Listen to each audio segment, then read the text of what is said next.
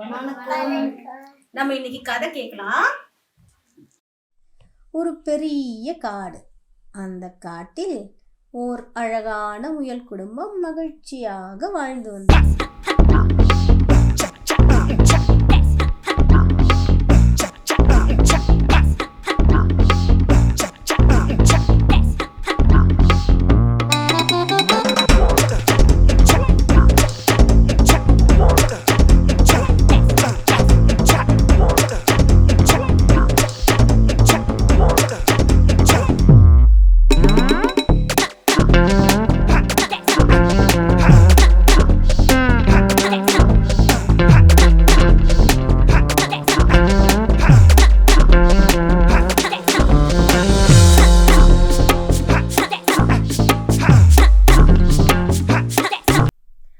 ஒரு நாள் அதில் ஒரு குட்டி முயல் அம்மா சொன்னதையும் கேட்காமல் பக்கத்து காட்டிற்கு உணவு தேடச் சென்றது.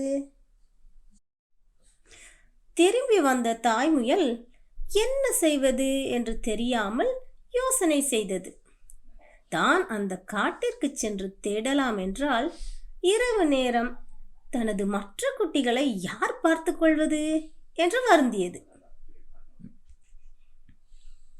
அந்த நேரம் மற்ற விலங்குகள் கேசவன் என்ற நரியை பற்றி கூறியது நினைவுக்கு வந்தது. கேசவன் மிகவும் நல்லவன் என்றும் மேலும் சிங்கராஜாவே அவனை எதிர்கொள்ள பயப்படுவார் என்றும் அந்த நரியே சொன்னதாக சொன்னது ஞாபகத்திற்கு வந்தது. உடனே தனது இரு குட்டிகளையும் அழைத்து கொண்டு கேசவ நரியை காண சென்றது.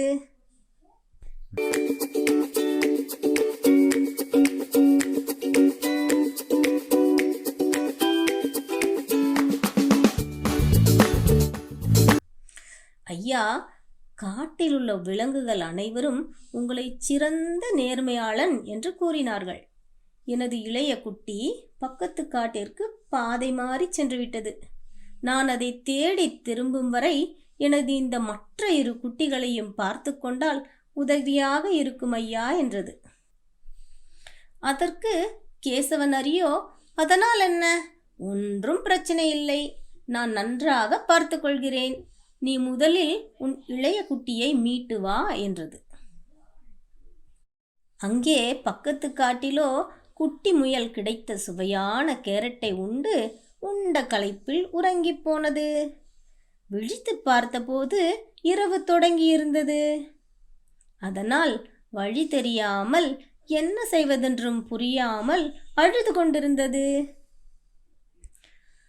தூரத்தில் தன் அம்மா வருவதை கண்டதும் ஓடி வந்து கட்டி அணைத்து தான் இனி ஒருபோதும் உங்கள் சொல்லை மீறி நடக்க மாட்டேன் என சொல்லி மன்னிப்பு கேட்டது.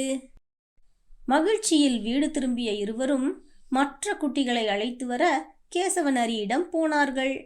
இப்பொழுது கேசவன் நரியோ தனது உண்மையான முகத்தை காட்டியது. நீங்கள் யார் என்றே எனக்கு தெரியாது, ஒழுங்காக ஓடிவிடுங்கள், இல்லையென்றால் என் நாளைய விருந்திற்கு நீங்கள் உணவாகி விடுவீர்கள் என்றது. தாயும் மகனும் என்ன செய்வதென்றே புரியாமல் தவித்துக் கொண்டிருந்த நேரம் எழிலன் எழிலரசி என்ற ஆட்டு தம்பதிகள் வந்தன. அவைகள் விவரங்களை கேட்டு அறிந்தன. தாங்கள் உதவுவதாக கூறி அதற்கான திட்டத்தையும் தாய்முயலிடம் கூறினர். தங்கள் திட்டப்படி எழிலரசி கேசவனை சந்திக்க சென்றது. ஐயா, காட்டில் உள்ள விலங்குகள் அனைவரும் தங்களை சிறந்த நேர்மையாளன் என கூறினார்கள். பக்கத்து காட்டிற்கு சென்ற எனது கணவர் 4 நாட்கள் ஆகியும் இன்னும் வீடு திரும்பவில்லை. நான் சென்று பார்க்கலாம் என்றால் வீட்டில் உள்ள 30 குட்டிகளை என்ன செய்வதென்று தெரியவில்லை. நீங்கள் சம்மதித்தால் உங்களிடம் விட்டுவிட்டு என் கணவரை தேடிச் செல்வேன் என்றது. கேசவன் நரிக்கோ மகிழ்ச்சி தாங்க முடியவில்லை. அதற்கென்ன, தாராளமாக என்றது. அந்த நேரம் தாய்முயல் உள்ளே வந்தது. முன்னர் எதுவுமே நடவாதது போன்று, ஐயா, எனது 2 குட்டிகளை திரும்ப அழைத்து செல்ல வந்திருக்கிறேன் என்றது. கேசவனுக்கோ, என்னடா இது, இந்த முயல் எல்லாத்தையும் மறந்து தொலைச்சிடுச்சோ, நல்ல வேலை, இப்போது மறுத்தால் 30 ஆட்டுக்குட்டிகளை இழக்க நேரிடும். ஆகையால் ஆமாம், உங்கள் குட்டிகள் இருவரும் நன்றாக உணவு அருந்திவிட்டு உறங்குகிறார்கள்.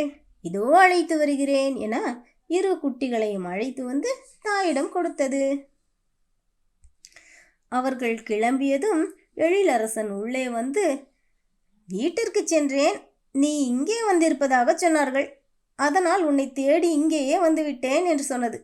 எழிலரசி இப்போது கேசவனிடம், நன்றி நரியாரே, எனது கணவரே வந்துவிட்டார், இனி நாங்களே பார்த்துக்கொள்கிறோம் என விடை பெற்றனர்.